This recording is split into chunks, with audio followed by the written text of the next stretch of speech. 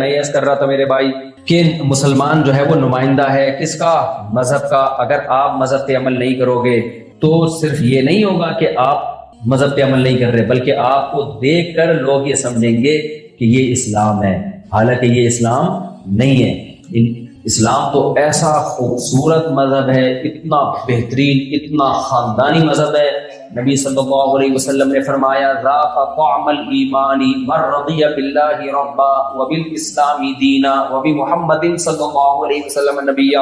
اس حدیث کا حاصل یہ ہے کہ جو شخص مکمل اسلام کے سپرد کر دے گا اپنے آپ کو، اس کو اسلام میں لذت محسوس ہوگی. دیکھو اگر اسلام لذیذ مذہب نہ ہوتا نا تو بہت سے لوگوں سے خودکشیاں نہ چھڑواتا.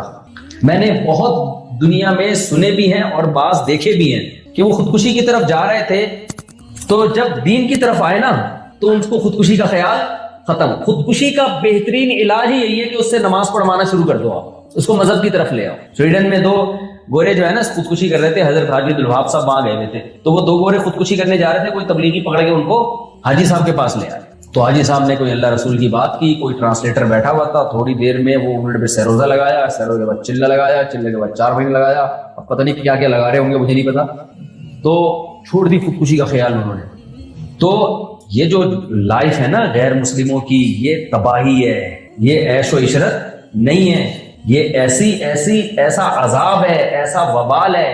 کیونکہ یہ جو وہ بات الحمدللہ میرے دماغ میں آ گئی کہ یہ لوگ جو آپ کو اپنی طرف مائل کرتے ہیں نا نوجوانوں کو، یہ دلیل کی قوت کی بیس پہ نہیں بلکہ اٹریکشن کی بیس پہ. یہ کس کی بیس پہ کرتے ہیں؟ اٹریکشن کی بیس. اسلام جو آپ کو اپنی طرف مائل کرتا ہے وہ دلائل کی بیس پہ کرتا ہے. وہ بتاتا ہے کہ یہ صحیح ہے، یہ غلط. غیر مسلم یہ نہیں بتائے گا صحیح ہے غلط، یہ کہے گا مزیدار ہے بس. تو یہی تو میرے بھائی آزمائش ہے کہ مزہ دیکھ کے کسی چیز کی طرف جاتے ہو یا دلیل دیکھ کے کسی چیز کی طرف جاتے ہو. دیکھو آپ کیا کر رہے ہو، کسی ظالم آدمی کو پروموٹ کر رہے ہو کیونکہ آپ کا اس سے مفاد ہے. آپ کو پتا ہے کہ یہ قتل کرے گا، یہ لوگوں کی جیبیں چھینے گا، پھر بھی آپ کیا کر رہے ہو، اس کو پروموٹ کر رہے ہو. دلائل سے کسی نے ثابت کر دیا کہ یہ آدمی غلط ہے. اب آزمائش ہے بھائی، دلیل کہتی ہے کہ اس کو پروموٹ مت کرو، لیکن وہ آپ کو رشوت دیتا ہے، اس سے آپ کے مفاد جڑے ہوئے ہیں، تو آپ پھر بھی اس کی طرف مائل ہو گئے. تو دنیا میں کوئی بھی شخص اس عمل کو ٹھیک کہہ سکتا ہے آپ کے اس عمل کو 100% غلط، لیکن یہی عمل غیر مسلم کر رہے ہوتے ہیں. ساری دنیا کے غیر مسلموں کو پتا ہے کہ شراب بری چیز ہے لیکن اٹریکٹیو ہے، اس لیے لیگل ہے، اللیگل کسی نے بھی نہیں کیا. مذہب کیا کہتا ہے؟ شراب کیا ہے؟ حرام، ایک قطرہ بھی حرام. لیکن کیا دنیا میں غیر مسلم آپ نے دیکھے جو کہتے ہیں پھر مذہب کی طرف جانا چاہیے؟ دیکھا آپ نے؟ کیوں نہیں کہتے؟ بھائی مذہب دلیل سے تو بات کر رہا ہے، لیکن مزہ کس میں ہے؟ مذہب پہ چلنے میں نظر نہیں آ رہا، بلکہ مذہب کو چھوڑنے میں مزہ ہمیں نظر آتا ہے. تو کبھی بھی غیر مسلموں کی باتوں میں مت آؤ. رشتہ داری توڑنا اس میں وقتی مزہ بہت ہے. غیر مسلموں جہاں بھی میں دنیا میں گیا ہوں نا، ایک عذاب جو غیر مسلموں پر ان کے کفر کا اللہ نے دنیا میں دیا ہے وہ ان کے ریلیشن کی ایسی کی تیسی ہو گئی ہے. ان میں ریلیشن نہیں ہوتے. ہر جگہ یہاں بھی یہی حال ہے، ریلیشن ختم. بس یہ ریلیشن ہے، thank you thank you thank you, nice to meet you. اس سے زیادہ ریلیشن نہیں ہے ان لوگوں کا. اس سے لوگ بڑے متاثر ہوتے ہیں، یار کیا ان کے اخلاق ہیں. بھائی گئے ختم، ریلیشن ختم ہو گیا. نہ باپ کا پتا، نہ ماں کا پتا، نہ بیوی اور شوہر کا ریلیشن ہے، نہ باپ بیٹے کا، نہ ماں بیٹی کا ریلیشن. یہ تہذیب ہمیں 1400 سال پہلے کس نے سکھائی ہے؟ محمد صلی اللہ علیہ وسلم نے. محمد صلی اللہ علیہ وسلم نے ہمیں جلد نکاح کا بھی حکم دیا، نسل بڑھانے کا بھی حکم دیا، کیونکہ یہ دونوں چیزیں ریلیشن پیدا کرتی ہیں. آپ بتاؤ ریلیشن زنا سے بنتا ہے یا نکاح سے بنتا ہے؟ نکاح سے بنتا ہے. تو ریلیشن بنتا ہے بیوی سے، پھر آگے اولاد سے، پھر اولاد آپ کے رشتہ داروں کی بھی اولاد ہوگی تو آپ کے بچے ان کے بچوں کے کزن ہوں گے، جو آپ کی اولاد ہے وہ بچے آپس میں بہن بھائی ہوں گے، پھر چاچے تایا نانے دادے اور بہت سارے رشتے، پھپھے چاچے، یہ سارے رشتے وجود میں آتے ہیں نا. تو یہ رشتے بھی اب مسلمانوں میں باقی رہ گئے ہیں. غیر مسلموں میں یہ رشتے مارکیٹ سے شارٹ چچا ماموں تو سننے میں ہی نہیں آتا. کبھی میں کتنے ملکوں میں گیا ہوں بھائی، اس کا چچا دکھاؤ کدھر ہے اس گورے کا. چچا کی بات ابا کا پوچھو، وہ ہو سکتا ہے وہ نہ ہو. یہ تہذیب ہے، بد تہذیبی ہے. آپ اس تہذیب سے متاثر ہو رہے ہو میرے بھائی. اس میں کیا ہے؟ کچھ بھی نہیں ہے. اس میں بے سکونی ہے، ٹینشن ہے، ڈپریشن ہے. تو یہ جو لڑکے ہمارے نوجوان نسل اس کلچر کی طرف مائل ہو رہی ہے نا، یار دیکھو ہمارے ابا نے بولا گرل فرینڈ نہیں بنا سکتے اور تبلیغ میں سہ روزہ لگاؤ، تمہارا ابا تمہیں سہ روزے لگانے کا اس لیے حکم دے رہا ہے کہ تھوڑی دیر کی اس میں تمہیں ٹینشن تو ہوگی نا، وہاں سہ روزے میں تمہیں کباب ملے گا نا، ہاں وہ 3 باتیں میں کر رہا تھا نا، شراب، کباب اور شباب. تو غیر مسلم ان 3 چیزوں کی طرف کھینچتا ہے، چاہے وہ امریکہ کا غیر مسلم ہو، کینیڈا کا ہو، جاپان کا ہو، یا وہ لندن کا ہو، پوری انڈیا کا ہو. انڈیا کا بھی دیکھو تہذیب کی ایسی کی تیسی، کپڑے ہی مارکیٹ سے شارٹ ہوتے جا رہے ہیں. عورتوں، مرد پورے کپڑے پہن کے گھوم رہے ہیں، ان کو گرمی نہیں لگ رہی، اور خواتین کے کپڑے کتنا برا لگتا ہے یار. یہ لڑکیاں چڈیوں میں گھوم رہی، اس قدر ذہنی اذیت اور کوفت ہوتی ہے. میں سوچتا ہوں اے اللہ، ہماری محنت کے بغیر تو نے ہمیں مسلم گھر میں پیدا کر دیا اور مذہبی گھر میں پیدا کر دیا، اس سے بڑا اللہ کا ہم پر کوئی احسان نہیں. کبھی تصور کر سکتے تمہاری عورتیں چڑیاں پہن کے گھوم رہی ہوں، تم پہ کیا آرے چلیں گے؟ کیا رہ جائے گی محبت اور عظمت آپس میں؟ بہنیں تو پورے لباس میں اچھی لگتی ہیں، سر پہ دوپٹہ. بیٹیاں پراپر ڈریس میں باپ کو اچھی لگتی ہیں. بیٹی اگر چڈی پہن کے باپ کے سامنے آ جائے گی، میرے بھائی وہ باپ نہیں رہے گا. پھر وہ تو غیر مسلموں میں باپ نہیں رہا ہے، ماں نہیں رہی ہے، کہ اس ڈریسنگ میں ماں اور باپ کا رشتہ جچتا ہی نہیں ہے. پھر اس عورت کے اپنے اوپر کیا گزرتی ہے؟ تو ہر وقت اپنے پورے جسم کی نمائش کر رہی ہے. آپ کیا سمجھتے وہ خوش ہے؟ لاشعوری طور پر وہ بھی ٹینشن میں جا رہی ہوتی ہے، اس کو احساس نہیں ہوتا، کیونکہ یہ فطرت نہیں ہے. تو کیا کلچر ہو گیا ہے میرے بھائی، کیا دماغ خراب ہو گیا ہے. تو اللہ کا شکر ادا کرو، اللہ نے تمہیں فری پھوکٹ میں اسلام دے دیا اور تم اس کلچر کی طرف مائل ہو رہے. کتنے غیر مسلم ایسے ہیں جنہوں نے جب دیکھا کہ یار کلچر صرف مسلمانوں کا باقی بچا ہے، پردہ صرف ان میں ہے، حیا صرف ان میں ہے، جن غیر مسلموں کی سمجھ میں یہ بات آئی ہے نا، 180 ڈگری پہ آ کے انہوں نے اپنی زندگی کو تبدیل کیا. میں نے ایسے غیر مسلم بھی دیکھے ہیں. ابھی ہم امریکہ گئے تھے نا، تو وہاں ایک شخص ملا، اس نے مجھے اپنا واقعہ بتایا. ان صاحب کی عمر ہوگی تقریباً 60 سال، تھے وہ پٹھان کہیں پشاور کے. 14-15 سال کی عمر میں امریکہ چلے گئے. انہوں نے مجھے بتایا کہ میں یہاں آیا، یونیورسٹی میں پڑھ رہا تھا، 22 سال میری عمر تھی، ایک انگریز لڑکی 19 سال کی. کہہ رہے کوئی دونوں کی آپس کی سیٹنگ ہوئی، میں نے اس کو شادی کا پیغام بھیجا. اس نے کہا نہیں، پہلے میں اسلام کو اسٹڈی کروں گی، اسلام کا مطالعہ کروں گی، اسلام کو سمجھوں گی، اس کے بعد نہیں، سوری مجھے یاد آیا، عیسائی تھی وہ. تو اسی طرح ان کی شادی ہو گئی، وہ عیسائی تھی اور یہ مسلمان. شادی ہو گئی. کہہ رہے ہیں شادی، میں نے اس سے کبھی بھی نہیں کہا کہ تم مسلمان ہو جاؤ، اس نے خود اسلام کو اسٹڈی کرنا شروع کیا. پہلے تو پردہ وردہ نہیں تھا. یہ ابھی جو سفر ہوا ہے نا میرا 2 ہفتے پہلے، اس کی رویداد سنا رہا ہوں آپ کو. تو میں نے تو کہا کہ میں ویڈیو میں ریکارڈ کرتا ہوں، لیکن وہ کیمرے کی بیٹری ختم تھی، یہ کیا تھا بھی مجھے یاد نہیں، ورنہ یہ تو ریکارڈ کرنے کی چیز تھی. انہوں نے کہا بھی کہ آپ اس کو ریکارڈ کریں. کہتے ہیں کہ میری وہ جو وائف تھی نا، اس نے اسلام کو پورا اسٹڈی کیا، پھر مسلمانوں کو دیکھا بھی اس نے. اس کے بعد کہہ رہے ہیں اس نے اسلام قبول کیا.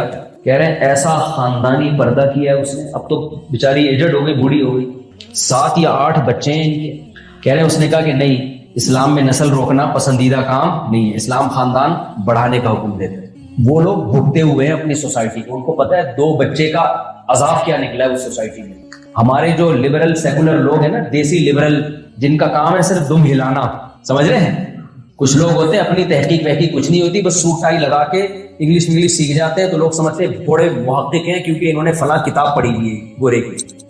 دیکھو تحقیق اللہ نے ہر شخص کو الگ صلاحیت دی ہے. صرف کتابیں پڑھنا اس سے انسان محقق نہیں بن جاتا. کچھ لوگ ہوتے ہیں ماحول کا اثر لیتے ہیں، کچھ لوگ ہوتے ہیں اثر نہیں لیتے، وہ اینالائز کرنا جانتے ہیں. میں اپنی تعریف نہیں کر رہا، لیکن میں نے بہت دفعہ کتاب پڑھی ہے کسی خاص ٹاپک پر، اور پوری کتاب پڑھنے کے بعد مجھے اندازہ ہوا کہ کتاب کے مصنف نے 500 صفحے جس دعوے کو ثابت کرنے کے لیے لگائے ہیں، اس کتاب پڑھنے کے بعد پتا چلا کہ وہ دعویٰ کسی بھی طرح سے ثابت نہیں ہوتا. میں کبھی بھی کسی کی تحریر سے الحمدللہ متاثر نہیں ہوتا. کوشش یہ کرتا ہوں اس کو بالکل نیوٹرل ہو کے پڑھو اور ایک ایک لفظ کا تجزیہ کرو. بعض لوگوں کی عادت ہوتی ہے وہ تحریر سے، کسی کی تقریر سے نا جذبات سے متاثر ہو کے قائل ہو جاتے ہیں کہ ہاں یار یہ صحیح کہہ رہا ہے. یہ کبھی بھی نہیں ہو. دیکھو یوسف علیہ السلام کو کنویں میں ڈال کے ان کے جو بھائی تھے نا آئے تھے ابا کے پاس روتے ہوئے آئے تھے نا، تاکہ ابا ہمارے رونے سے متاثر ہو جائیں اور یقین کر لیں کہ ہم نے یوسف کو کنویں میں نہیں ڈالا. ابا متاثر ہوئے تھے؟ بولو نہیں ہوئے. سولت لکم انفسکم امرا، ابا نے کیا کہا یعقوب علیہ السلام نے؟ اصل میں تم نے خود سے کوئی چیز گڑھ لی ہے، تمہیں تو پہلے سے حسد تھی، جیلسی تھی تمہیں، تو تم نے تو کرنا ہی یہی تھا۔ تو کبھی بھی کسی کے جذبات سے، کسی کے زبانی دعووں سے اور کتاب کے طول سے متاثر نہ ہوا کرو۔ یہ غیر مسلموں نے بڑے بڑے دعوے کیے کہ نسل روکنا ضروری ہے، آبادی دنیا میں بڑھ رہی ہے جس کی وجہ سے وسائل کم ہو رہے ہیں، اب یہ ہو رہا ہے، فلانا ہو رہا ہے، زمین پہ اسپیس نہیں ہے۔ میں کبھی بھی شروع سے ان چیزوں سے متاثر ہوا نہیں ہوں۔ ہمیشہ بھائی تحقیق کرو۔ پہلے بات تو ہمارے پاس مذہب کی گائیڈنس موجود ہے، مذہب کی تعلیمات موجود ہے، اور اس کے علاوہ بھی بہت سارے دلائل ہیں۔ تو وہ جو غیر مسلم تھی نا، وہ لوگ جانتے ہیں کہ ایک یا دو بچوں کے جو ہم نے نسلیں روکی ہیں اس سے کس قدر زندگی عذاب میں آ گئی ہے، ہماری ریلیشن ہی ختم ہو گئے۔ تو اس کو سمجھتی نہیں اسی، جس نے حضرت عمر بن خطاب رضی اللہ تعالیٰ عنہ کا قول یاد رکھو، فرماتے ہیں من لم یعرف الجاہلیہ، جس نے زمانے جاہلیت کو نہیں دیکھا، لم یعرف الاسلام، وہ اسلام کے حسن کو نہیں پہچانتا۔ حضرت عمر نے زمانے جاہلیت کو بھی دیکھا تھا جب بچیوں کو زندہ دفن کیا جاتا تھا، اور اسلام کا زمانہ بھی دیکھا۔ وہ جانتے تھے کہ واقعی اسلام نے ہمیں کس عذاب اور کس مصیبت سے اور کس بد تہذیبی سے نکالا ہے۔ تو خوب سمجھ لو، جو غیر مسلموں کے کلچر کے اندر گھس کے جس نے نہیں دیکھا نا، باہر سے بہت مزہ آئے گا آپ کو۔ Nice to meet you, thank you, how are you, fine, everything is okay. یہ سب پہاڑوں پہ چڑھتے ہوئے بھی آپ کو 80 سال کے بوڑھے نظر آئیں گے، بہت زبردست لگے گا آپ کو، یار دیکھو یہ ہے مہذب قوم، آرگنائز قوم، یہاں 80 سال کا بوڑھا بھی ایکسرسائز کر رہا ہے، اور ہماری قوم کو دیکھو 12 بجے تک پوستیوں کی طرح سو کے اٹھتے ہیں، کم وقت چلا نہیں جاتا ان سے۔ او بھائی، آپ کو جب آپ بصیرت کی آنکھوں سے دیکھو گے، آپ دیکھو گے 80 سال کا بوڑھا اکیلا پہاڑ پہ جا رہا ہے، اکیلا پہاڑ سے اترتا ہے، ایک کتا نیچے انتظار میں بیٹھا ہوا ہوتا ہے۔ یار اس سے وہ بہتر ہے جو گھر کے اندر ہے، اس کو سنبھالنے والے لوگ تو موجود ہیں۔ اس بوڑھے پہ کیا گزرتی ہوگی؟ کیوں وہ 2 بچوں والی پالیسی پر عمل کیا اس نے، نکاح نہیں کیا، عیاشی میں زندگی گزار دی اس نے، اب فطرت اس سے انتقام لے رہی ہے۔ ترستے ہیں غیر مسلموں میں بوڑھے کہ آپ کسی کے پاس 5 منٹ بیٹھ کے 4-5 باتیں کر لو، ایسا لگتا ہے آج اس کی عید ہو گئی ہے، پیسے دے دے گا آپ کو۔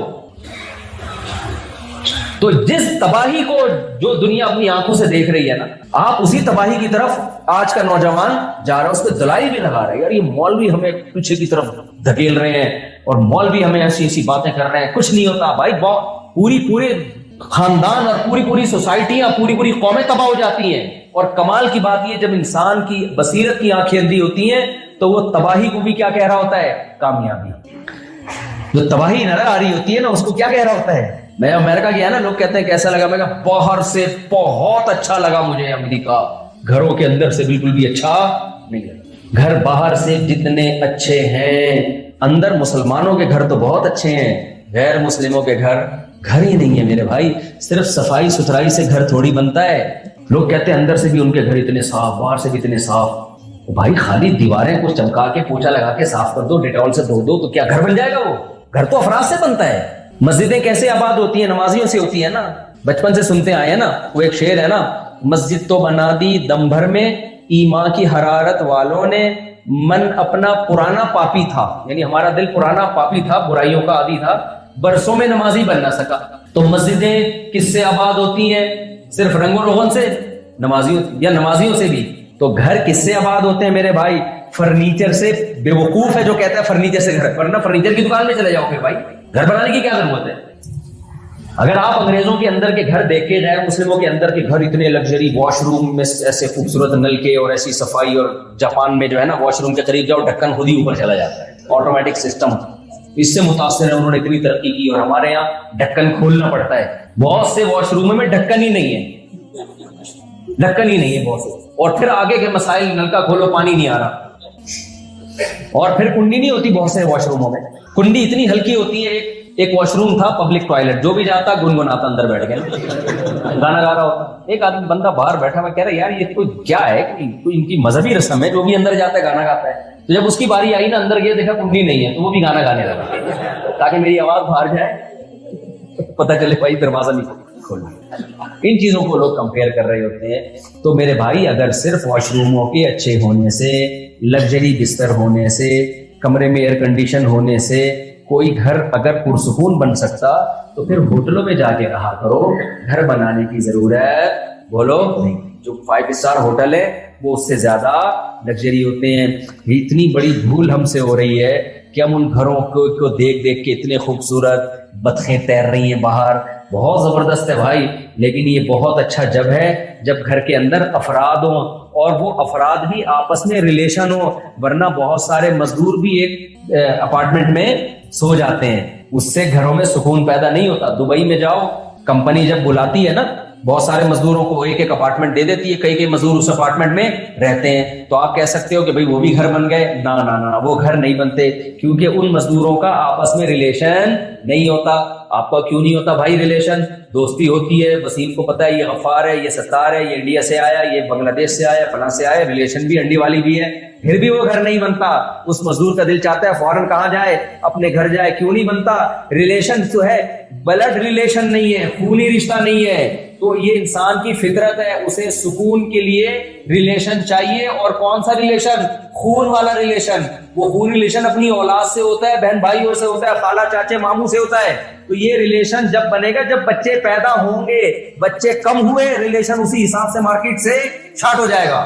تو یہ عذاب غیر مسلم بیچاروں پر دنیا میں اللہ نے نازل کر دیا ہے کفر کی وجہ سے، گائیڈنس نہیں ہے، اور تم اسی عذاب میں، اور ہمارا جو دیسی لبرل طبقہ ہے نا پاکستان اور انڈیا میں، وہ بھی اسی کو پروموٹ کر رہا ہے، اور وہ اپنی آنکھوں سے خود بھی عذاب دیکھ رہے ہیں۔ نسل روکنے کا جو سب سے پہلا عذاب آتا ہے نا، توکل اللہ چھین لیتے ہیں انسان سے، یہ خود بہت بڑا عذاب ہے۔ ہر وقت اپنی جیب پہ نظر، 4 بچے ہو گئے تو کھلاؤں گا کہاں سے، 5 ہو گئے تو کیا ہوتا ہے؟ جو انسان اپنی اولاد پہ خرچ کرتے ہوئے کنجوسی دکھائے تو اس کا دل کیا ہو جاتا ہے؟ تنگ۔ اس کا دل کیا ہو جاتا ہے؟ لوگ مجھے کہتے ہیں اتنے بچے، اصل میں پیسہ بہت ہے۔ میں کہتا ہوں 10-12 سال پہلے میری زندگی اٹھا کے دیکھو، میں بائک پہ پھٹپٹی بائک پہ گھومتا تھا، اس وقت بھی میرے 11-12 کا اسکور تو اس وقت بھی تھا، یہ تو بعد میں پیسہ آنے کے بعد اسپیڈ ہلکی ہوئی ہے، اور پیسہ بھی حلال کا ہے، تجارت کا پیسہ ہے۔ لوگ سمجھتے ہیں ہدیوں کا پیسہ لیا ہوا ہے انہوں نے، ہدیے کا بھی حلال کا ہوتا ہے لیکن جائز پیسہ ہے، تو اس کو بھی ہم خوش تھے الحمدللہ۔ شو مارنے کے لیے نہیں کہہ رہا میں یہ باتیں۔ تو یہ کیا ہوتا ہے جب نسل روکتا ہے انسان، دل کیا ہونے لگتا ہے؟ کیونکہ نسل روکنے کے پیچھے جو جذبہ تھا وہ کیا تھا؟ پیسہ بچانا۔ یہ خود اتنا بڑا عذاب ہے نا، یہ ایسا عذاب ہے نا جس کو پیسہ بچانا جس کی کھوپڑی میں گھس گیا نا، وہ کھرب پتی ہو کے بھی غریب ہے، کیونکہ دل کا غنا اس کو حاصل نہیں۔ کنجوس آدمی کو دیکھا ہے نا آپ نے کیسا ہر وقت سڑا ہوا ہوتا ہے۔ دودھ پیتے بچے کی الٹی کیا ناپاک ہے؟ یہ سوال پوچھا ہے جی ام عیسیٰ نے مان صحرا سے۔ دودھ پیتا بچہ اگر ماں کے کپڑوں پر الٹی کر دے تو کیا یہ کپڑے ناپاک ہو جائیں گے؟ دیکھیے، دودھ پیتے بچے کی الٹی اور بڑی عمر کے آدمی کی الٹی کے احکام میں کوئی فرق نہیں ہے۔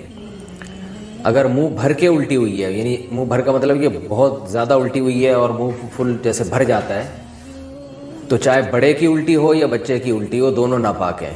اگر وہ یعنی یہ ہتھیلی کی گہرائی جو ہے نا، جو 5 روپے کا آج کل سکہ ہوتا ہے، اس کے بقدر اگر لگی ہوئی ہے تو کپڑا ناپاک ہے، اس سے کم ہے تو شریعت میں معاف ہے وہ۔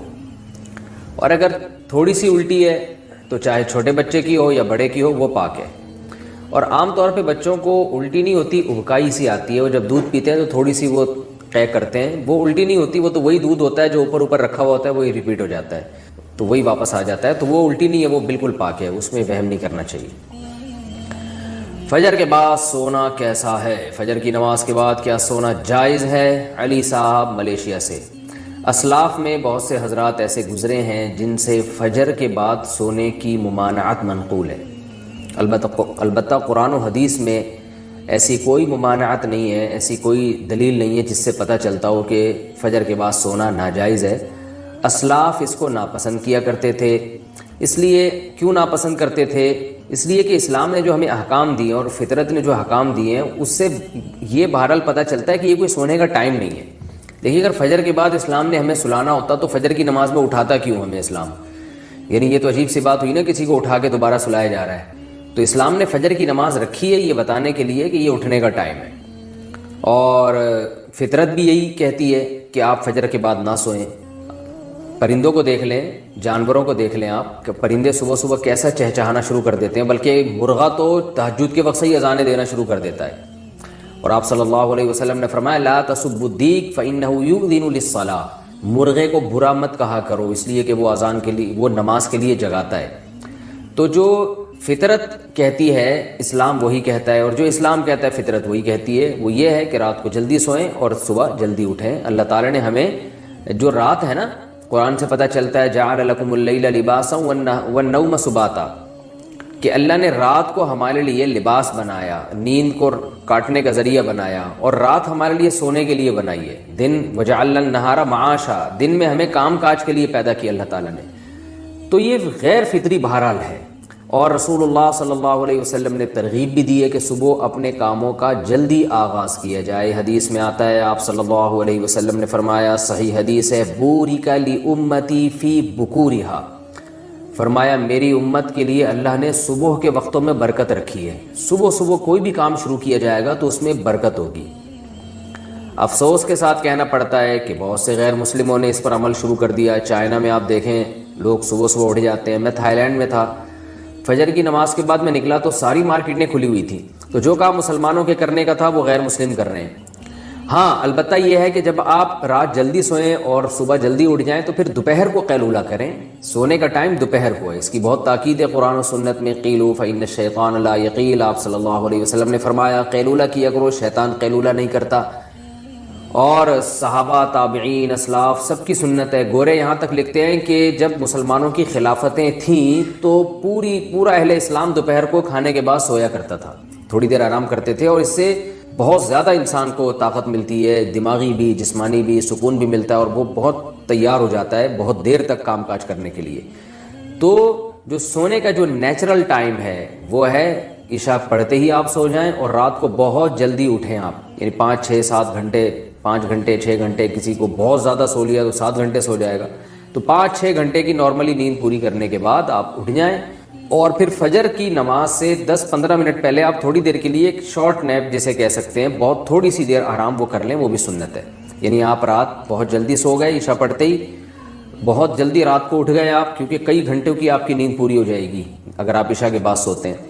اور پھر فجر کی نماز سے پہلے آپ تھوڑی دیر، اذان کے بعد نماز سے پہلے 10 15 منٹ آپ تھوڑی دیر ہلکی سی نیند لے لیں، اس سے دوبارہ فریش ہو جائیں گے۔ اس کے بعد پھر آپ دوپہر کو کھانے کے بعد تھوڑی دیر آرام کریں، سوئیں۔ تو یہ جو نیچرل یعنی سونے کی یہ روٹین ہے، تو یہ بہت اس کی یعنی سنت سے بھی ثابت ہے، صحابہ سے بھی، اسلاف سے بھی۔ البتہ یہ کوئی فرض واجب نہیں ہے، کیونکہ بعض لوگوں کی روٹین ایسی ہوتی ہے کہ وہ بیچارے رات کو نہیں سو سکتے، ان کے کام نائٹ ڈیوٹی ہے کسی کی، یا کسی کو اسٹڈی کے لیے فرصت ہی اس ٹائم پہ مل رہی ہے، یا اور کوئی ایسا مسئلہ ہے کسی کے ساتھ، تو اس کا کوئی فرض واجب سے تعلق نہیں ہے۔ تو ایسی کنڈیشن میں اگر کسی کی رات کو نیند پوری نہیں ہو سکتی تو فجر کے بعد بھی وہ سو سکتا ہے، کیونکہ نیند پوری نہ کرنا یہ زیادہ نقصان دہ بنسبت اس کے کہ آپ غلط ٹائم پہ سو کے نیند پوری کر لیں، یہ پھر بھی نسبتاً بہتر ہے، کیونکہ نیند ہی نہیں ہو پھر تو بہت بڑے نقصانات ہو جائیں گے۔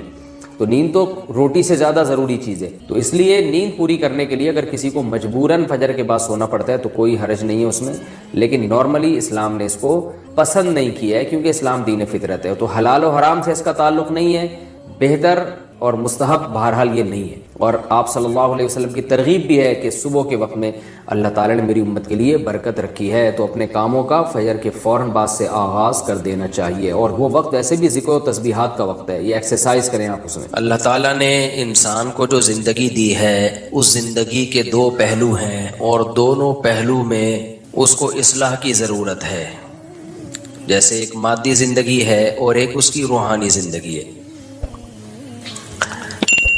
ویڈیو نہیں بنائے، لکھا ہوا ہے نا۔ تو مادی زندگی میں بھی اگر وہ ہدایت حاصل نہیں کرتا، اس پر تو بہت دفعہ بیان ہو چکا ہے، میں اس سے آگے کی چیز آج بیان کروں گا کہ مادی زندگی میں بھی اس کو ہدایت کی ضرورت ہے، اور روحانی زندگی میں بھی اس کو ہدایت کی، گائیڈنس کی ضرورت ہے۔ پھر جب اس کو گائیڈنس مل جائے، صحیح راستہ مل جائے، چاہے اس کا مادی زندگی سے تعلق ہو یا روحانی زندگی سے تعلق ہو، تو صرف ہدایت مل جانا کافی نہیں ہوتا، بلکہ ہدایت پر چلنے کے لیے اس کو اپنے نفس کے خلاف، اپنی خواہشات کے خلاف قربانی کی ضرورت ہوتی ہے۔ آج دونوں طرف سے گمراہیاں ہیں، ہدایت بھی نہیں مل رہی ہے تو غلط مل رہی ہے، اور جن کو صحیح مل رہی ہے وہ اس پہ چلنے کی کوشش نہیں کر رہے، صرف ان کے علم میں ہے کہ صحیح کیا ہے اور غلط کیا ہے. چلنے کے لیے ہمت چاہیے، حوصلہ چاہیے، تو وہ ٹھوس ہو جاتے ہیں وہاں کے. نہ ہمت نہ حوصلہ. دین اور مذہب میں یہ پالیسی بنائی ہوئی ہے کہ میٹھا میٹھا ہپ ہپ اور کڑوا کڑوا تھو تھو.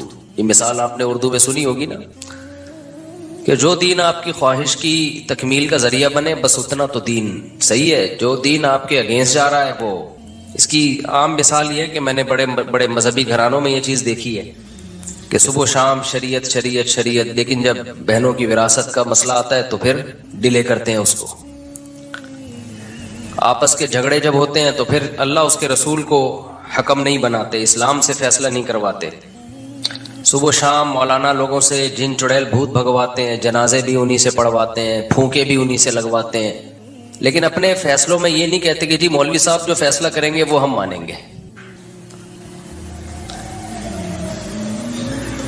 چند دن پہلے ایک نکاح کی تقریب میں جانا ہوا تو ان بیچاروں کی کم بختی آئی ہوئی تھی. انہوں نے کہیں سادگی سے تقریب منعقد کی، بارات وارات نہیں رکھی. انہوں نے کہا ولیمہ ہوگا جی دھوم دھام سے، بارات نہیں ہوگی. تو ایک طوفان کھڑا ہو گیا، ایک طوفان بدتمیزی رشتہ داروں کی طرف سے کہ یہ میت، یہ شادی ہے یا جنازہ ہے.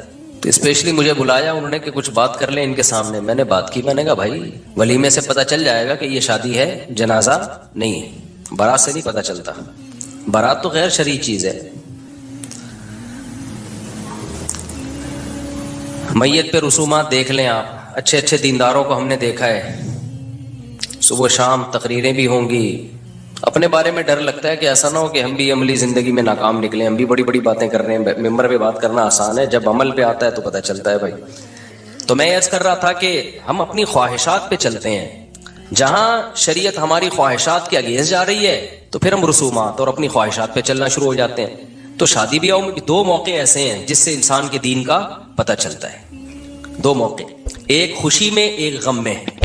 تو خوشی کا سب سے بہترین موقع شادی سمجھا جاتا ہے اور غم کا سب سے برا موقع میت سمجھی جاتی ہے. دونوں میں انسان کا پتہ چل جاتا ہے کہ کتنے پانی میں، اور دونوں میں یہ بھی پتہ چل جاتا ہے کہ یہ جورو کا غلام ہے یا گھر میں اس کی حکومت ہے. معذرت کے ساتھ خواتین غصہ ہونا شروع ہو جائیں گی. اچھے اچھے لوگ میں نے دیکھا ہے بیگم کے ہاتھوں یہاں پر مجبور. بیگم کہہ رہی ہوتی ہے بارات نہیں کی تو یہ ہو جائے گا، بیگم کہہ رہی ہوتی ہے ہم نے تو یہ بھی کرنا ہے، یوں بھی کرنا ہے، فلانا بھی کرنا ہے. میرے بچے نے قرآن حفظ کیا تو گھر والوں نے کہا کہ ہم نے ہال میں جو ہے تقریب کرنی ہے. میں نے کہا نہیں، بچے نے قرآن حفظ کیا، ہم نے اس کی حوصلہ افزائی کرنی، لیکن گھر کے اندر ہی. جتنے مہمان آ گئے نہیں تو پتلی گلی سے نکلو. حالانکہ ہال میں بھی جائز ہے. تو گھر والوں نے کہا نہیں ہال میں. میں نے کہا ایک بچے کا ہال میں کیا تو میرے آگے 15 ماشاءاللہ اور ہیں، تو میں تو ہال ہی میں کرتا رہوں گا. پھر میں تو بڑھ گیا. کسی بچے کے حفظ پہ پھر مجھے خوشی ہوگی؟ بولو کیا خیال ہے بھائی؟ تو بڑے آپس میں مذاکرات ہوئے. نہیں جی، میں نے کہا نہیں، دیٹس آل، یہ نہیں ہو سکتا. اب گھر والوں کے پاس تو دلائل بہت ہوتے ہیں نا، اس میں کیا ناجائز کیا ہے بھائی. ایک دیکھو، جب آپ سربراہ ہو نا گھر کے، تو اب اگر آپ دلائل میں الجھنا شروع کر دیا نا آپ نے تو پھر سربراہ نہیں ہو آپ. مثال کے طور پر آپ کو پولیس والے نے روکا، لائسنس دکھاؤ. آپ نے کہا لائسنس تو نہیں ہے. اس نے کہا چالان کاٹو. آپ نے کہا کیوں؟ پولیس والا آپ کو سمجھا رہے دیکھیے ایکچولی ہوتا ہی ہے کہ گورنمنٹ نے ایک سسٹم بنایا ہوا ہے. وہ سسٹم یہ کہتا ہے کہ جس کو گاڑی چلانا آتی ہے نا اس کو گورنمنٹ پرمیشن دے گی. آپ نے کہا وہ تو رشوتیں لے کے بھی لوگ لائسنس نہیں بنا رہے. پولیس والے کہا ہاں رشوتیں لے کے تو بنا رہے ہیں، لیکن دیکھو بغیر رشوت کے بھی تو بناتے ہیں نا. تو اس طرح آپ کا اگر مذاکرات شروع ہو گئے تو پولیس والا وردی اتار کے آپ کو پہنا دے گا. ڈنڈے کا سربراہ کا مطلب کیا ہوتا ہے؟ ایک دفعہ دلیل سے بات سمجھائے گا، سمجھ میں آ گئی ٹھیک ہے، نہیں آئی تو بھی ٹھیک ہے، ماننا پڑے گا. میں یہ نہیں کہہ رہا آپ گھر میں چنگیز خان بن کے رہیں، ہر وقت آرڈر چلاتے رہیں اور گھر والوں کو جینے کا حق ہی نہ دیں. یہ تو غلط ہے. یہ تو نبی صلی اللہ علیہ وسلم کی صحیح حدیث کے خلاف ہے. آپ نے فرمایا یغلبن الکریم، عزت دار آدمی پر عورت غالب آتی ہے. ولا یغلب علیہن الا اللئیم، اور جس کا 100% گھر پہ کنٹرول ہے نا، اس کا مطلب حدیث سے پتہ چلتا ہے وہ لئیم ہے. اس کا اردو میں صحیح ترجمہ ہوا کمینہ آدمی ہے. وہ کمزور کو جو ہے نا ایسے دبا دیا اس نے. جو لوگ کہتے ہیں نا ہمارے گھر میں 100% ہماری مرضی، ایک پتا بھی میری مرضی کے بغیر گھر میں نہیں ہلتا، اور ایسا میں نے کنٹرول کر کے رکھا ہوا ہے بیوی بچوں کو. تو اس سے صاف پتہ چلتا ہے بھائی فرعون جب ہلاک ہوا تھا نا اس کی نسل میں 2-4 بچے رہ گئے تھے. تو یہ وہی ہے، یا تو چنگیز خان کی اولاد میں ہے یا ہلاکو خان کی اولاد میں. کیونکہ ایسا نہیں ہو سکتا کہ 100% گھر میں آپ کی چلے. کچھ آپ کی چلتی ہے، کچھ گھر والوں کی چلتی ہے، کچھ میں آدمی برداشت کرتا ہے. اور نبی صلی اللہ علیہ وسلم کی صحیح حدیث ہے بھائی کہ اگر پورا اپنا تسلط قائم کرو گے تو صحیح حدیث کا مفہوم یہ ہے کہ گھر میں طلاق کے علاوہ کچھ بھی حاصل نہیں ہوگا. تھوڑا سا کچھ اپنی چلا دی، کچھ گھر والوں کی چلا دی، ایسے مل جل کے ہنسی خوشی زندگی گزرتی ہے. لیکن ایک لمٹ ہے بھائی. آپ وہ خرچے بیگم کے کہنے پہ کرنا شروع کر دو کہ کل آپ کو لوگوں سے بھیک مانگنی پڑے, وہ آپ افورڈ نہ کر سکو, تو بڑے مسائل کھڑے ہو جاتے ہیں اس سے. آپ نے اپنی لمٹ بھائی یہ نہیں. دوسرا, آپ جب مقتدا اور رہبر ہو, آپ وہ کام کرو گے جو غلط ہے, لوگ کہیں گے لو بھائی جب اپنا نمبر آیا تو سب ٹھیک ہو گیا, اور جب دوسروں کی باری آتی ہے تو ممبر پہ بیٹھ کے تقریریں چلتی ہیں. تو چونکہ اس کام کی نسبت تو میری طرف ہوتی نا, میری طرف نسبت ہوتی. جائز ہے ہال میں بھی بچے کی تقریب کی جا سکتی ہے, لیکن میں نے بتایا نا کہ ایک ہوتا تو میں کر لیتا. اب اس پہ لوگ کہیں گے اس لیے ہم کہتے ہیں زیادہ نہیں ہونے چاہیے. تو اولاد کے ہونے کی جو نعمت ہے نا, اس کی وجہ سے 2-4 تقریبات اگر آپ مس کر دو تو یہ کوئی اتنی بڑی بات نہیں ہے. یہ دنیا میں اس سے بڑا کون بے وقوف ہوگا جو اولاد جیسے گفٹ کو اس لیے روکے کہ میں ہال میں تقریب نہیں کر سکتا. تو پاگل بنے کی علامت. اب دیکھو ہمارے بچے جب جوان ہوں گے تو میری بہوؤں کی تعداد بھی کتنی ہوگی ماشاءاللہ. ہول سیل کے حساب سے بہویں ہوں گی, ایک نہ ایک تو کام کی نکلے گی نا خدمت والی. داماد ہول سیل کے حساب سے ہوں گے, ایک نہ ایک تو انسان کا بچہ نکلے گا خدمت والا. کیا خیال ہے؟ تو خوشیاں چھین لی ہیں آپ سے ان لبرل لوگوں نے, سیکولر لوگوں نے. توکل بھی چھین لیا, اللہ پہ اعتماد بھی چھین لیا. کیسے کیسے واقعات سامنے آتے ہیں نا. میں دل چاہتا ہوں ان کو کیمروں کے سامنے لاؤں میں ان لوگوں کو, اور ان کو کہوں کہ اپنا انٹرویو کیمرے میں ریکارڈ کرواؤ کہ ہم نے نسل روکی تھی اور آج ہم بھگت رہے ہیں. میرا دل چاہتا ہے جاپانیوں کو سامنے لے کر آؤں, ان کے بڈھوں کو جن کو ترقی کا جھانسا دے کے نسل رکوائی گئی اور وہ آج رو رہے ہیں کاش ہماری نسلیں بڑھتی اور ہم اتنی ترقی کر کے بھی ڈپریشن میں نہ جاتے. تو ہم اللہ کا شکر ہے, اللہ رسول نے ہمیں صحیح گائیڈ کیا ہے بالکل. ہمیں اب کسی اور گائیڈنس کی بالکل بھی ضرورت نہیں. تو خیر, تو میں یہ عرض کر رہا تھا کہ 2 موقع ہیں جس پہ انسان کا پتہ چلتا ہے خوش ہے یا غم زدہ ہے.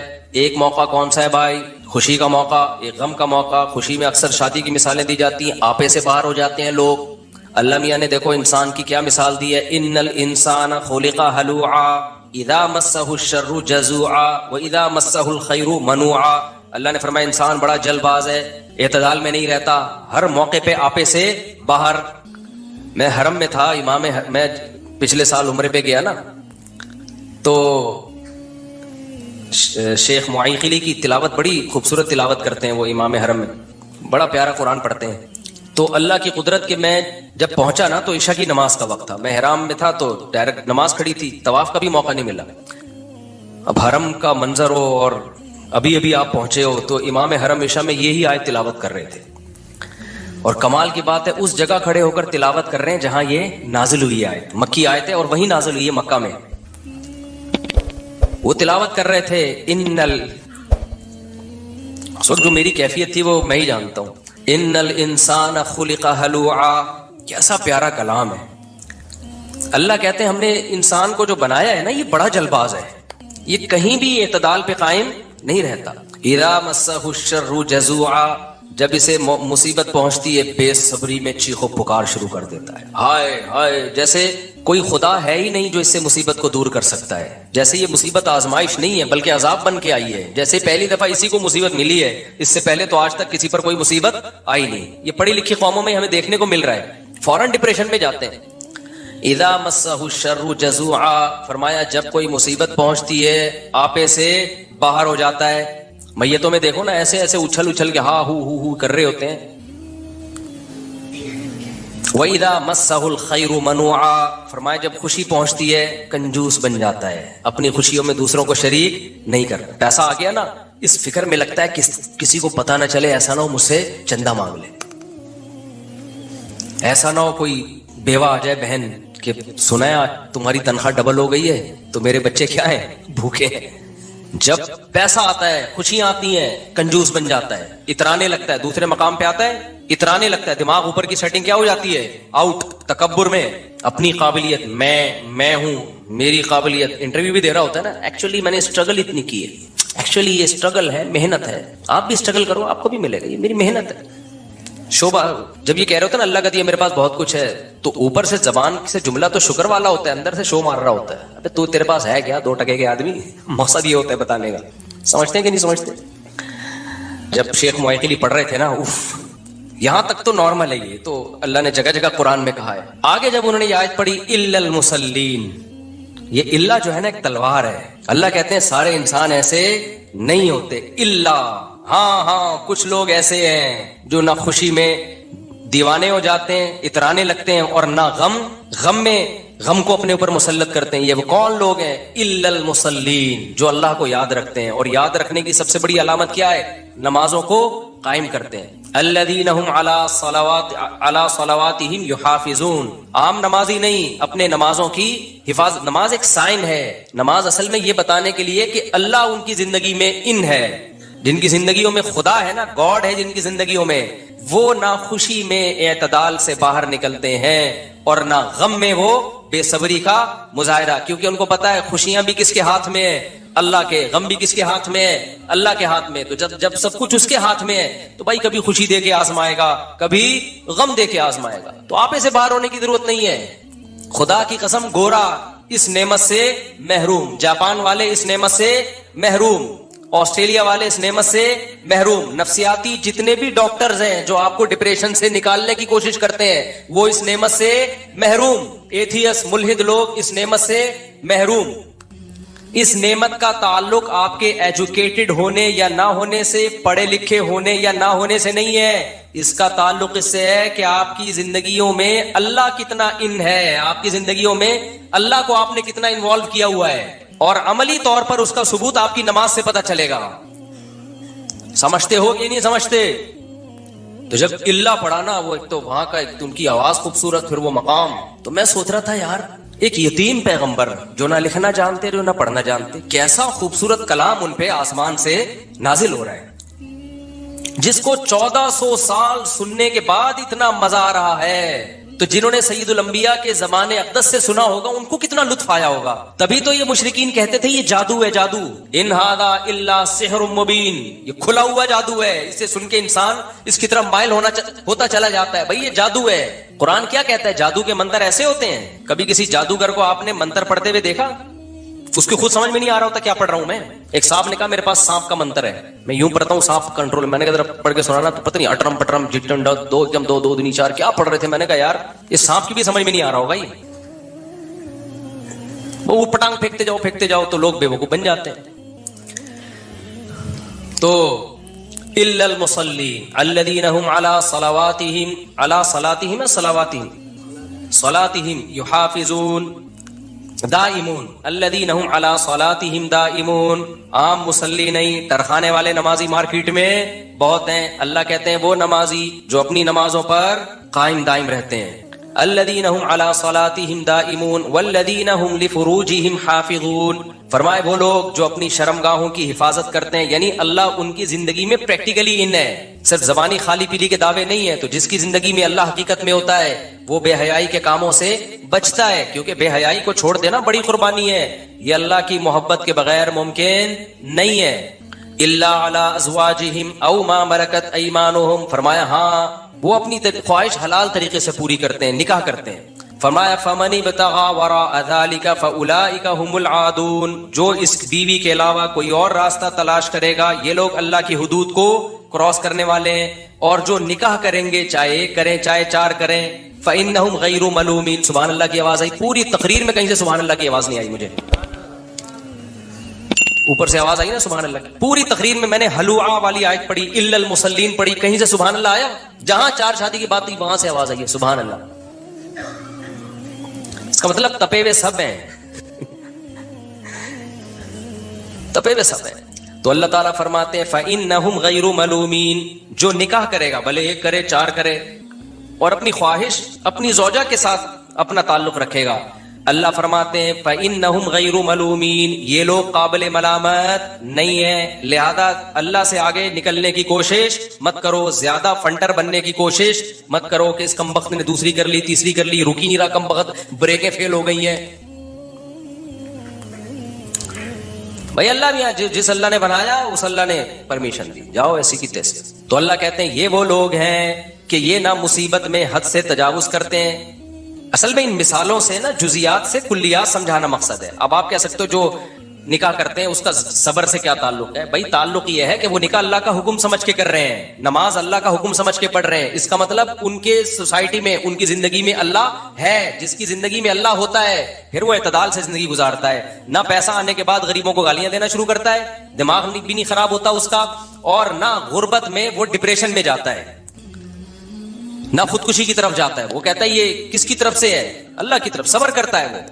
آج مصیبت میں ذرا سی بات پہ خودکشیوں کی طرف جا رہے ہیں لوگ. ذرا آتے رہتے ہیں میرے پاس لوگ. ایک نوجوان میرے ساتھ سیلفی لے کر گیا, 2-4 دن چند دن کے بعد پتا چلا جی بے روزگاری میں خودکشی کر لیے. ایک اور نوجوان آیا چند دن پہلے ادھر ہی مسجد میں کہ میرا 5-6 کروڑ روپے کا نقصان ہو گیا, سارا بزنس تباہ ہو گیا. کرپٹو کرنسی کی رٹ لگا کے رکھی ہوئی تھی نا لوگوں نے. لوگ نا ہمیں گن پوائنٹ پہ کہتے ہیں فتوا دو. کرپٹو کرنسی پہ میرے اوپر ایسا دباؤ تھا کہ اس کو فتوا دو کہ یہ کرو, حلال ہے, طیب ہے, پاکیزہ ہے. ہم نے خود بھی ٹوٹی پھوٹی تحقیق کی, بڑے علماء سے بھی رابطہ کیا, انہوں نے کہا بھائی یہ بھی کنفیوژن ہے. اس میں کیا ہے؟ کنفیوژن ہے. ہم اس کو حرام نہیں کہہ رہے کیونکہ ابھی دلائل کیا اس کے مشتبہ دلائل ہیں. حلال بھی نہیں کہہ رہے ہم. جس نے کرنا ہے اپنی ذمہ داری پہ کرے, ہمارے کندھے پہ رکھ کے بندوق نہ چلائے. بہت لوگوں نے تانے دیے مجھے بھی کہ اصل میں یہ نا خود جب آئے گا نا ان کا بزنس خود کریں گے تو پھر حلال ہوگا, ابھی حلال نہیں ہے. تو اصل میں یوں ہے, اصل میں بہت کچھ کام ہے. نہ ہم نے خود کیا اور ہم نے لوگوں سے بھی کہا بھائی ہمارے کندھے پہ رکھ کے بندوق نہیں چلاؤ. آج اس کرپٹو کرنسی کا حسرت تو دیکھو. 2 ڈپریشن کے مریضوں سے تو میں مل چکا ہوں. ایک تو خودکشی کرنے جا رہا تھا, اللہ نے بچا لیا. دوسرا تو وہ تو میڈیسن پہ لگ گیا ہے تو بچ گیا. کسی ڈاکٹر کے پاس گیا, ڈاکٹر نے کیونکہ 3-3, 4-4, 5-5, 10-10 کروڑ روپے لوگوں کے ڈوبے ہیں. ہر آدمی چاہتا ہے بیٹھے بیٹھے میں کیا بن جاؤں, امیر بن جاؤں. یہ بھی بے اعتدالی ہے. تمیز سے امیر بنو, بن گئے ٹھیک ہے, نہیں تو جتنا ہے اس پہ تو گزارا کرو گے نا. ہر آدمی چاہ رہا ہے 2 منٹ میں بیٹھے بیٹھے کیا بن جاؤں. ابے تمیز سے بزنس کرو, ٹماٹر خریدو بیچو, جس چیز کی ضرورت ہو. کچھ چیزیں ایسی ہیں جو ہمیشہ چلیں گی. ٹماٹر ہمیشہ کھایا جائے گا. انڈیا چاہے آپ کا ٹماٹر بند بھی کر دے پھر بھی آپ ٹماٹر کھاؤ گے, کیونکہ ٹماٹر کی کڑھائی کا جو مزہ ہے وہ وداؤٹ ٹماٹر نہیں ہے. لیکن چھلکا بیج نکال لیا کرو اگر مجھے کھلانا ہو تو. مجھے چھلکے بیج سے الرجی ہے, کیونکہ اب وہ سن کے نا لوگ میرے لیے خوب ٹماٹر لا کے رکھیں. تو ٹماٹر کا چھلکا بیج سے مجھے الرجی ہے, ہر ایک کو نہیں ہوتی, مجھے ہے. تو گوشت ہے, ہر دور میں انسان کھا رہا ہے. پراپرٹی ہے, ہر دور میں. آج پراپرٹی گری ہے, کل دوبارہ, کیونکہ رہنا تو ہے نا, بچے تو پیدا ہو رہے ہیں تو جگہ تو چاہیے نا انسان کو. کیا خیال ہے بھائی, آپ آبادی آج نہیں کل ڈبل ہوگی تو ان کو چاہیے ہوگا, پلاٹ چاہیے ہوگا. تو یہ تمیز والے بزنس ہیں, انسانوں والے بزنس, یہ کیا کرو. اور وہ جو آج کل ایک آ رہا ہے وہ کیا ہے, وہ چین کی ایک صورت بنتی ہے نا, 5 آدمیوں کو آپ نے پہنا دی وہ چیز, وہ آگے 5 کو پہنائے گا, اس کا بھی آپ کو کمیشن آئے گا. بلاک چین کہتے ہیں اس کو. کیا کہتے ہیں, کیونکہ ہم نے جب اس پہ ریسرچ کی تو گولڈن کی کے نام سے کمپنی نے بڑا بیوقوف بنایا تھا لوگوں کو. ہم لوگوں کو منع کر رہے ہیں, کمانے کا صحیح طریقہ نہیں ہے. یہ کون سا طریقہ ہے, وہ اگلا 5 کو 25 کو بیچے گا تو ان کا کمیشن آپ کو کس کھاتے میں مل رہا ہے. اس کا نقصان ہوگا آخر میں جب کوئی جو بندے رہ جائیں گے نا, جن کو پہنانے کے لیے کوئی بندہ ملے گا ہی نہیں, ان کی رقمیں ڈوبیں گی. یہ گورے کا کوئی دین نہیں ہے بھائی. وہ کہتا ہے جس طرح سے پیسہ آتا ہے آئے بس. اسلام نے آپ کو ایک باؤنڈری کھینچی ہے, یہ جائز طریقہ ہے اور یہ ناجائز طریقہ ہے. تبھی تو انشورنس حرام ہے کہ آپ کے ابا مر گئے تو آپ کو پیسے مل جائیں گے, نہیں مرے تو انشورنس کمپنی کا فائدہ ہے. ابے یہ پیسہ کمانے کا کون سا طریقہ ہے, یہ تو جوا ہے. سمجھتے نہیں ہو بات کو.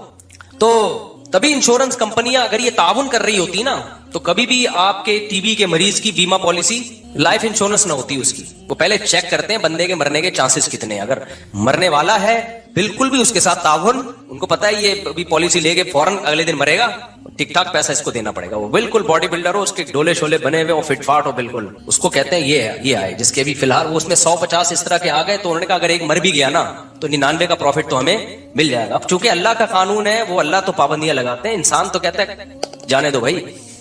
اور یہ انشورنس کمپنیاں جو آپ کو کہتی ہیں نا کہ ہم آپ کو اتنا پروفٹ دیتے ہیں, دیکھیں آپ کی سیکیور ہو جاتے ہیں. بھائی آپ سیکیور نہیں ہوتے. یہ بالکل ایسے ہی ہے جیسے آپ یورپ میں آدھی تنخواہیں ٹیکس میں جاتی ہیں اور علاج آپ کا فری میں ہوتا ہے. نہیں آئی میرا خیال ہے بس. میں آسٹریلیا گیا تو انہوں نے کہا ہمارا سب کچھ فری ہے. میں تو خوشی سے بے ہوش ہوتے رہ گیا. اتنے اچھے اسپتال, یہ بھی فری, علاج بھی فری, فلانا بھی فری, ڈمکانا بھی فری. تو میں نے پوچھا سر آپ کی تنخواہ, کہتے ہیں 10 لاکھ تنخواہ ہے, یا شاید 1 کروڑ پاکستانی حساب سے 1 کروڑ تھی, بڑے اچھے. تو میں نے کہا آپ کا ٹیکس, کہتے ہیں 43 لاکھ میرا ٹیکس میں جاتا ہے. میں نے کہا ایک دفعہ جو آپ ٹیکس دے دیتے ہو نا, ہمارے پاکستان میں پوری زندگی کی اسکول کی فیسیں آپ کی ادا ہو گئی, تو فری کہاں سے ہے. ہاں آرگنائز حکومتیں ہیں, ایک مینجمنٹ ہے, تو وہ ٹیکس دے کے ان پہ لگ جاتا ہے, وہ بھی پورا نہیں پھر بھی نہیں لگتا, بہت زیادہ ٹیکس ہے. تو فری تو ہم لوگ ہیں بھائی, صحیح بتا دوں آپ کو, 50 روپے ٹیکس نہیں دے رہے. خیر تو میں یہ عرض کر رہا تھا, کیا عرض کر رہا تھا, بار بار میں دائیں بائیں ہو رہا ہوں بھائی, یہ بڑا مشکل ہے یار, مجھے کنٹرول کرنا بہت مشکل کا. ہاں تو میں یہ عرض کر رہا تھا الا المصلین الذین هم علی صلاتهم دائمون والذین هم لفروجهم حافظون والذین هم لاماناتهم وعهدهم راعون. اللہ کہتے ہیں میں جن کی زندگیوں میں ان ہوتا ہوں, جو اعتدال والی زندگی ہوتی ہے, نہ خوشیوں میں اترانا شروع کرتے ہیں, اوقات سے باہر آ گئے. جیسے غریب کے پاس نیا پیسہ ہے تو کہتے ہیں نا یہ اوقات سے کہتے ہیں نا لگتا ہے دولت نہیں ہے, بالکل ہی آپے سے باہر ہو جاتا ہے. تو اللہ کہتے ہیں کہ اسی طرح وہ لوگ جن کی زندگیوں میں اللہ ان ہے, تو یہ کیسے پتا چلے گا؟ فرمایا لِأَمَانَاتِهِمْ وَعَهْدِهِمْ رَاعُونَ, وہ اپنی امانتوں اور معاہدوں کی پابندی کرتے ہیں. مسلمان کبھی بھی کسی کی امانت میں خیانت نہیں کرتا. اگر وہ کسی کا کرایہ دار ہے تو مالک مکان کو بیل دبا کے کھڑا نہیں ہونا پڑتا, وہ اس کا کرایہ جو اس کی امانت ہے اس کے اکاؤنٹ میں پہلی تاریخ کو یا بہت زیادہ 5ویں تاریخ کو بغیر کہے ڈال دیتا ہے. اگر وہ ڈال رہا ہے تو اس کا مطلب اس کی زندگی میں اللہ ہے. اگر وہ نہیں ڈال رہا اور ٹرخا رہا ہے تو اس کا مطلب اس کی زندگی میں اللہ نہیں ہے. تو آپ ہی کوئی ٹینشن آنے دو, پھر دیکھو کیسا پاگل ہو گئی ہے. اسی طرح میرے بھائی جب کرایہ دار مکان, اپنے سارے قصے لے کے میں آپ کو سنا رہا ہوتا ہوں, اگر کوئی کرایہ دار مکان خالی کر دے تو مالک مکان اس کا ایڈوانس 6 مہینے سال روک کے نہیں رکھتا, بغیر کہے اس کو ٹائم پہ واپس کر دیتا ہے. اگر واپس کر رہا ہے اس کا مطلب یہ مالک مکان انسان کا بچہ ہے. اور اگر کرایہ دار فون کر کے اس کو یاد دلا رہا ہے, اگر وہ مالک مکان میرے بھائی بار آپ کرایہ دار اس کو یاد دلا, بے اللہ کے بندے میرا ایڈوانس تو دے دے, اور وہ کہ کل دوں گا, پرسوں دوں گا, ترسوں دوں گا, اس کا مطلب یہ مالک مکان انسان کا بچہ نہیں ہے, اس کی زندگی میں اللہ نہیں ہے. اس کو کوئی خوشی یا غم آنے تو پھر دیکھو اس کا ہوتا کیا ہے. پیسوں میں میرے بھائی آج کل نمازی بھائی بھی ہمارے ماشاءاللہ بڑے معاملات خراب چل رہے ہیں. تو وہ جو میں بتا رہا تھا نا 5-6 کروڑ کا نقصان کر کے آیا, خودکشی بیچارہ کرنے والا تھا, تو میں نے اس کو سمجھایا مت کر. کہہ رہے میں کیا کروں, میں شادی شدہ ہوں, اب میرے کرپٹو کرنسی میں بڑھ گیا, میں پیسہ برباد ہو گیا میرا.